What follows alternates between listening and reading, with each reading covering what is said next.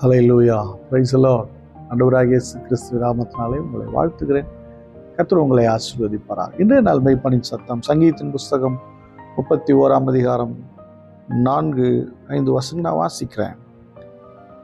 அவர்கள் எனக்கு மறைவாய் வைத்த வலைக்கு என்னை நீங்களாக்கிவிடும். தேவரீரே எனக்கு அரண், உமது கையில் என் ஆவியை ஒப்புவிக்கிறேன். சத்தியபரனாகிய கர்த்தாவே, நீர் என்னை மீட்டு கொண்டீர். அல்லேலூயா. அவர்கள் எனக்கு மறைவாய் வைத்த வலை.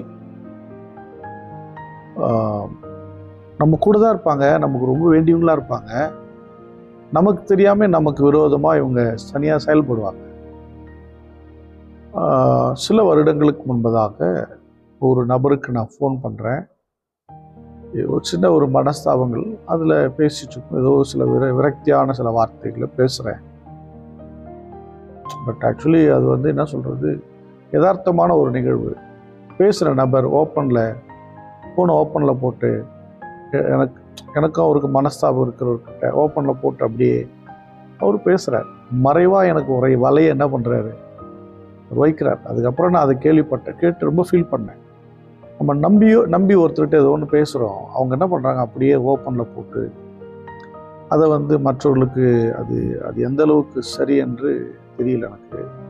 இது போல் சொல்கிறேன், இது மாதிரி மனிதர்கள் நமக்கு தெரியாமையே நம்மளை நம்ம கண்ணை கட்டின மாதிரியே நம்மளை கொண்டு போய் ஒரு விஷயத்தில் இறக்கி விட்டுட்டு சைலண்ட்டாக நமக்கு அகைன்ஸ்டாக வேலை செஞ்சு வச்சுருப்பாங்க.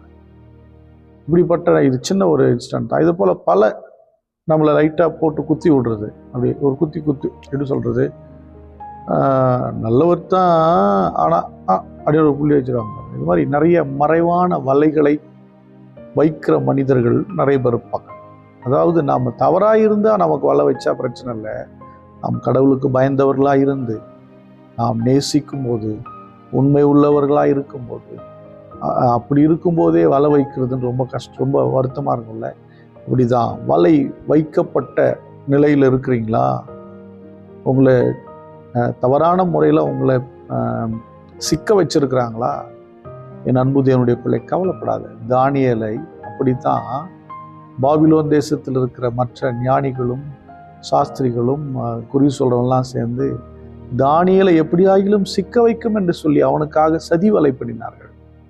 ஆனால் தானியேல் கர்த்தருக்கு பயப்படுகிறவன், ஜெபிக்கிறவன். ஆகவே தானியேல் ஜெயத்தை பெற்றுக்கொண்டார். பாருங்க, நீங்க தான் எனக்கு அரணா இருக்கிறீங்க, என்னை வலைக்கு நீங்களாக்கும். உமது கைகளின் ஆவியை ஒப்புவிக்கிறேன். சத்தியபரன் ஆகிய கர்த்தாவி, நீர் என்னை மீட்டுக்கொண்டேன். அப்போ உங்களுக்கு எதிராக எழும்புற மனிதர்கள், எதிராக செயல்படுற மனுஷங்க இருக்கிறாங்கன்னா கவலைப்படாதீங்க, ஜாக்கிரதையா இருங்க. ஆனால் அதுக்கு முன்னாடி நீங்க சொல்லுங்க, ஆண்டவரே நீங்க தான் இந்த வலையிலிருந்து என்னை காப்பாற்று. தானியேல் அதைத்தானே செஞ்சார். பிடிச்சு கொண்டு போய் சிங்க கவியில் போட்டார். பயப்படாமல் போயிட்டு தேவனை தான் ப்ரைஸ் பண்ணார், சலனப்படவே இல்லை. மறுநாள் காலையில் ராஜா கேட்டது வார்த்தை இன்னைக்கு கூட அது ரொம்ப ஆச்சரியமானது. தானியேலே, ஜீவனுள்ள தேவனுடைய தாசனே, நீங்கள் ஆராதிக்கிற தேவன் உங்களை தப்புவிக்க வல்லவராக இருந்தாரா? நீ ஆராதிக்கிற தேவன் நீ இடைவிடாமல் ஆராதிக்கிற உன் தேவன் உன்னை தப்புவிக்க வல்லவராக இருந்தாரா அப்படின்னு. இப்படிப்பட்ட ஒரு வார்த்தை. வலைகள் வரலாம், நமக்கு விரோதமாய் ஆட்கள் சூழ்நிலைகளை மாற்றி வைக்கலாம். ஆனால் இவை எல்லாவற்றிலும் கர்த்தரை சார்ந்திருக்கும் போது, ஆண்டவரை துதிக்கும் போது, ஆண்டவரை நம்பி வாழும்போது கர்த்தர் எல்லாவற்றிலிருந்து மீட்டுக் கொள்வார். தானியேல் கோவப்படாம சொல்றாரு, ஆம் ராஜாவே வாழ்க. பாவி, நேற்று தான் எனக்கு ஜெயிலில் சிங்க கேபியில போட்டுட்டு என்னை இன்னைக்கு கேட்குறியா அப்படின்லாம் சொல்லாம ஆம் ராஜாவே வாழ்க. அப்படின்னா என்னன்னா, கர்த்தரை நம்பி அவருடைய இருதயம் திடனா இருந்தது. கர்த்தரை துதித்து மகிழ்ந்து கொண்டிருந்தார். தேவன் பேர் இருக்கிற விசுவாசத்தை உறுதியாய் பிடித்து கொண்டிருந்தார்.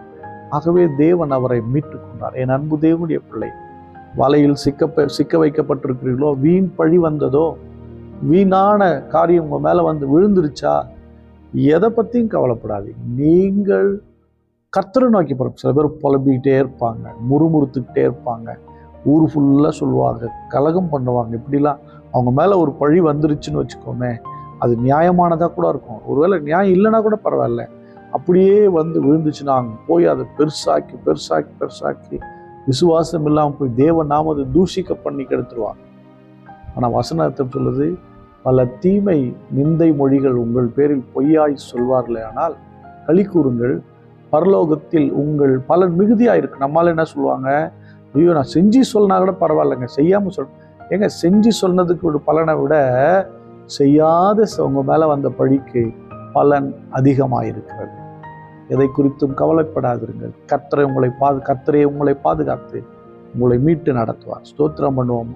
ஸ்தோத்திர ஆண்டவரே, ஸ்தோத்திரம் ஸ்தோத்திரம். வீண் பழிகளுக்கு எங்களை நீங்களாக்கு, அதிலிருந்து ஜெயிக்கும்படி கிருபை தாங்கப்பா. ஸ்தோத்திரம். பரிசுத்த பிதாவே, உம்மை ஸ்தோத்திரிக்கிறோம். எத்தனையோ பழிகள் ஆண்டவரே உம்முடைய பிள்ளைகள் மேல் வந்து விழுந்ததோ, ஆண்டவரே வீணான குற்றங்கள் சுமத்தப்பட்டதோ, நாங்கள் நம்புகிறோம் உம்முடைய பிள்ளைகளாகிய எங்களுக்கு நீர் நீதி செய்வீர். எங்களை கைவிட மாட்டீங்க, எங்களை நடத்துவீங்க அப்பா. ஸ்தோத்திரம். பார்க்கிறோம் உங்களுடைய பிள்ளைகள் அப்படிப்பட்ட சூழ்நிலை ஆண்டவரே சிக்கியிருக்காங்களா, தூக்கி விடுங்கப்பா, மீட்டு விடுங்கப்பா, ஆசீர்வதிங்க. இயேசு கிறிஸ்துவின் நாமத்தினால் ஜெபிக்கிறேன் ஜீவனுள்ள நல்ல பிதாவே. ஆமென். God bless you. Bye bye.